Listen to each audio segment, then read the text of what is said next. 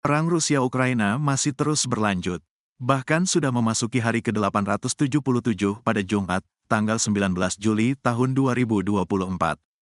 Pada hari Jumat, serangan rudal Rusia terhadap taman bermain anak-anak di kota Mykolaiv, Ukraina Selatan, menewaskan sedikitnya 3 orang. Pada hari yang sama, Rusia juga menyerang di tepi kanan wilayah Kherson di selatan Ukraina dan menewaskan 2 orang. Serangan rudal Rusia terhadap taman bermain anak-anak di kota Mykolaiv, Ukraina Selatan, menewaskan sedikitnya 3 orang, termasuk 1 anak.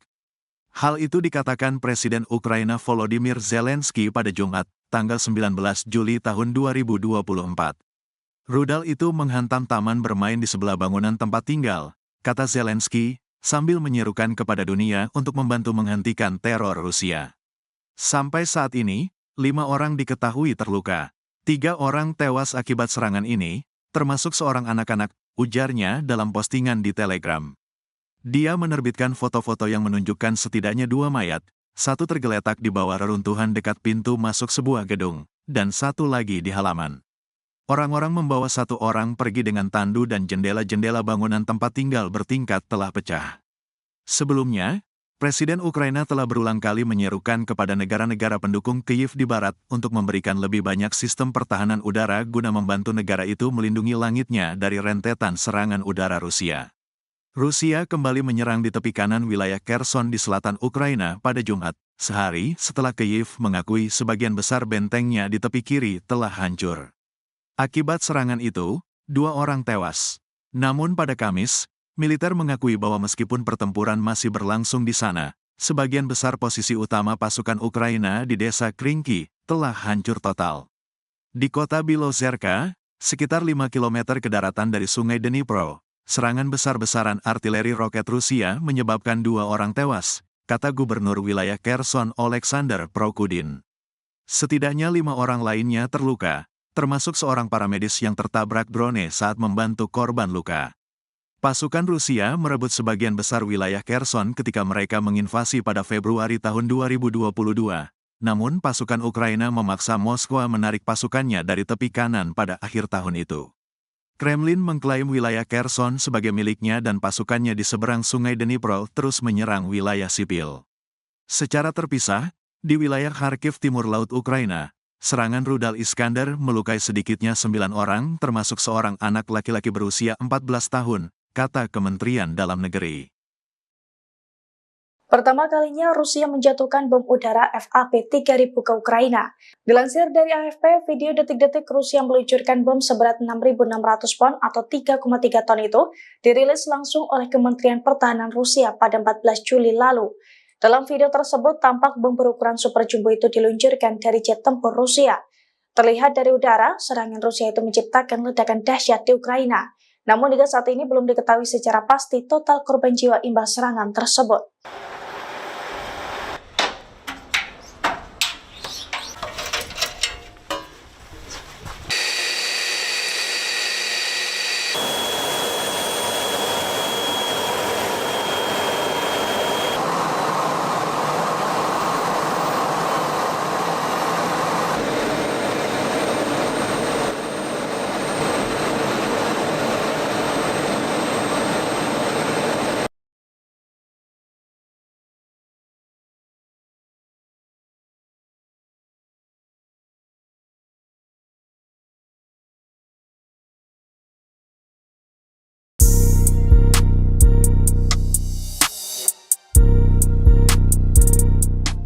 Rusia kembali marah-marah dalam pertemuan puncak PBB di Amerika Serikat pada Rabu 17 Juli. Rusia menyebut Ukraina dan negara-negara barat melakukan pendekatan yang tidak dapat diterima. Adapun Rusia menyebut konflik yang terjadi dengan Ukraina disebabkan Presiden Volodymyr Zelensky. Dikutip dari AFP, pertemuan puncak kedua itu membahas konflik di Ukraina.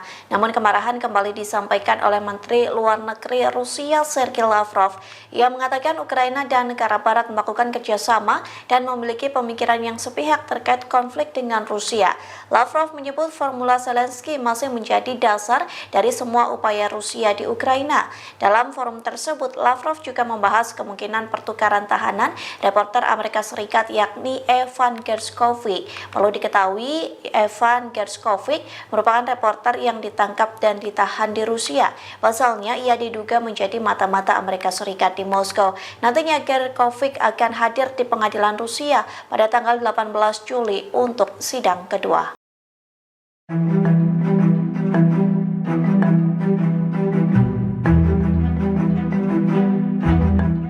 Ukraina dan Polandia telah sepakat untuk meningkatkan kerjasama keamanan pada Senin 8 Juli 2024 kemarin. Fakta perjanjian ditandatangani langsung oleh Presiden Ukraina Volodymyr Zelensky dan Perdana Menteri Polandia Donald Tusk. Salah satu isinya terkait kemungkinan Polandia menembak jatuh rudal dan drone Rusia di wilayah udara Ukraina. Zelensky mengatakan bahwa Kiev dan Warsawa akan mencari cara agar segera mewujudkan perjanjian tersebut. Sementara itu, Perdana Menteri Polandia mengonfirmasi terkait kemungkinan Polandia membantu Ukraina melawan Rusia. Namun demikian, ketentuan itu perlu dirundingkan lebih lanjut ke depannya. Tusk mengatakan bahwa perjanjian ini juga memerlukan peran NATO yang memegang tanggung jawab. Selain itu, Polandia Ukraina juga akan melibatkan sekutu NATO lainnya dalam pembicaraan ini. Sebelumnya, Zelensky telah meminta NATO untuk menembak jatuh rudal Rusia yang masuk selama beberapa bulan ini. Ia pun menyoroti Amerika Serikat dan Inggris yang membantu Israel menangkis serangan balasan Iran pada April lalu. Zelensky pun menilai dengan dibantunya Ukraina melawan Rusia tidak akan melibatkan blok tersebut secara langsung dalam konflik.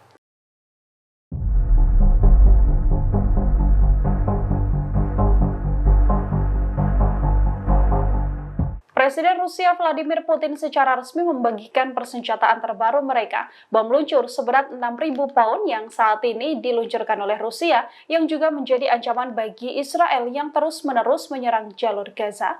Dalam video terbarunya, bom 6.000 pounds ini diluncurkan dari sebuah jet tempur. Bom canggih ini juga dijatuhkan ke wilayah Ukraina sebagai bukti keberhasilan persenjataan baru dari Rusia.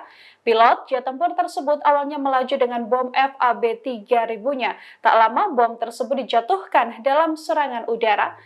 Jet tempur ini melaporkan telah menargetkan titik penempatan sementara Ukraina dengan FAB-3000 mereka. Kementerian Rusia juga mengonfirmasi bahwa misi tersebut telah berhasil. Untuk pertama kalinya, Rusia pun menunjukkan peluncuran bom FAB-3000 ini. Rilisan video itu digadang sebagai bukti nyata memamerkan kekuatan dari Rusia. Selain mengancam Ukraina dan NATO, Rusia juga sekaligus memberikan ancaman bagi Israel dalam konflik Timur Tengah. Menlu Rusia Sergei Lavrov pun menuturkan serangan di jalur Gaza yang menewaskan warga sipil jauh lebih fatal dibandingkan perang di Ukraina yang sudah bertahun-tahun terjadi.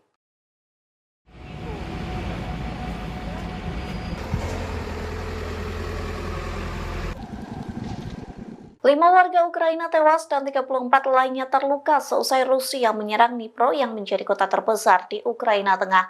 Warga mengaku mendengar Presiden Ukraina Volodymyr Zelensky bahwa orang takut mati seusai serangan tersebut. Dikutip dari AFP, hal itu disampaikan oleh seorang warga yang berada di lokasi kejadian penyerangan. Warga yang tak disebutkan namanya itu menyebut Zelensky langsung menelepon sang istri seusai serangan Rusia. Ia mendengar Zelensky menghubungi sang istri hanya untuk mengatakan bahwa dirinya mencintai Olena Zelenska. Sementara Kepolisian Nasional Ukraina mengatakan Rusia menyerang rentetan drone dan rudal ke kota Dnipro, Ukraina pada Rabu 3 Juli. Serangan itu mengakibatkan 5 warga tewas dan 34 lainnya luka-luka. Dari rekaman yang dibagikan terlihat jasad korban berserakan dan hanya ditutupi plastik hitam. Selain itu, pihak yang berwajib mendirikan tenda untuk mendata warga yang terluka dan pertolongan pertama. То, конечно, ключевым вопросом является обеспечение безопасности региона в целом и людей. Мы это обязательно сделаем. Presiden Rusia Vladimir Putin mengecam serangan Ukraina terhadap fasilitas nuklir di Zaporizhia. Menurutnya, serangan tersebut dapat membahayakan keselamatan rakyat. Putin menegaskan kembali bahwa Zaporizhia kini adalah milik Rusia setelah dilakukan referendum pada tahun 2022. Di wilayah tersebut berdiri pembangkit listrik tenaga nuklir terbesar di Eropa. Dalam pertemuannya dengan kepala wilayah Zaporizhia pada Jumat kemarin, Putin menyoroti masalah keamanan. Ia menyalahkan Ukraina yang berulang kali menargetkan fasilitas nuklir tersebut. Sementara itu, Majelis Umum PBB menuntut Rusia agar segera menarik militernya dari PLTN Zaporizhia dan menyerahkan kembali kepada Ukraina. Dari total 193 anggota, 99 diantaranya mendukung, 9 menolak, dan 60 abstain. Sejak perang dimulai, Ukraina dan Rusia saling tuduh menembaki pembangkit dan memutus jaringan listrik. Pembangkit tersebut memang telah ditutup, namun membutuhkan daya eksternal untuk menjaga bahan nuklirnya tetap dingin. Sementara itu, Kiev menepis tuduhan Moskow dengan mengatakan bahwa mereka tidak menyerang fasilitas nuklir. Уровень самых передовых московских клиник. Не получилось по техническим соображениям. Я очень рад вас видеть. Мы с вами договорились еще. Которая у нас является ключевой, потому что, к сожалению, в Херсонской хороших пионерских лагерей, который сегодня стал филиалом нашего. То, конечно, ключевым вопросом является обеспечение безопасности региона в целом и людей. Мы это обязательно сделаем, мы добьемся этого, сомнений нет никаких.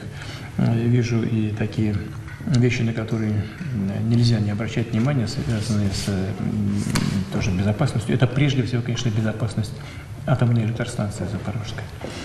То, что противник наносит удары, теперь же прямо по станции, это, конечно, требует особого внимания с нашей стороны и, к сожалению, не привлекает внимания со стороны тех людей и тех сил, которые киевский режим поддерживает сегодня. Но это большая их ошибка. При всех сложностях все-таки отмечаем, что восстановительный рост и сельского хозяйства, и промышленности, и строительства, он является очевидным, и эту тенденцию, безусловно, надо поддержать. Но, конечно, первостепенными задачами являются те, которые связаны с восстановлением жилищно-коммунального хозяйства, инфраструктуры и жилого сектора. На это правительство нацеливает. И мы сейчас